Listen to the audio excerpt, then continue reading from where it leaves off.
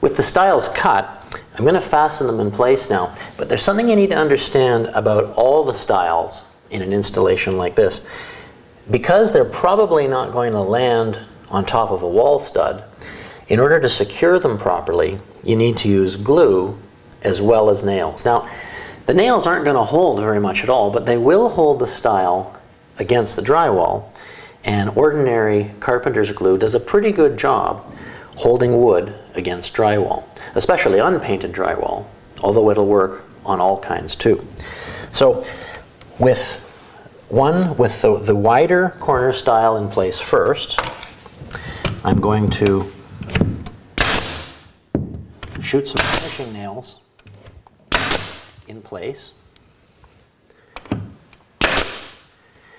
Now the nail holes that are being created here aren't relevant because the whole thing's going to be filled later. And then I'll continue and add this stile in the corner before we make our final decision on where all of the other stiles are going to go.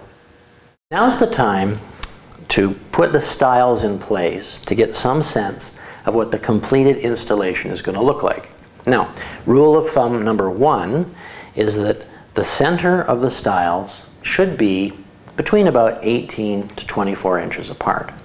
Another thing to consider is that the spacing of the stiles on one wall needn't be exactly the same as the spacings between the stiles on an adjoining wall.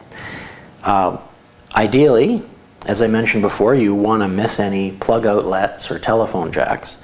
You also want to have the stiles either evenly spaced or symmetrically spaced along the wall.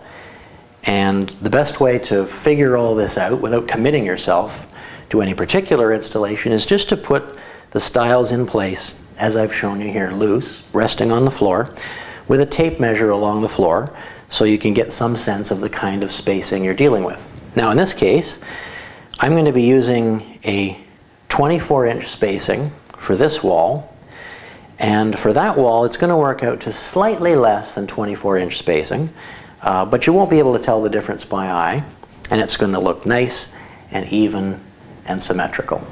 So now I'm going to actually put the stiles in place, and for that we need our air nailer or our hand-driven nails, we need the bottle of glue, and we need a 24-inch carpenter's level.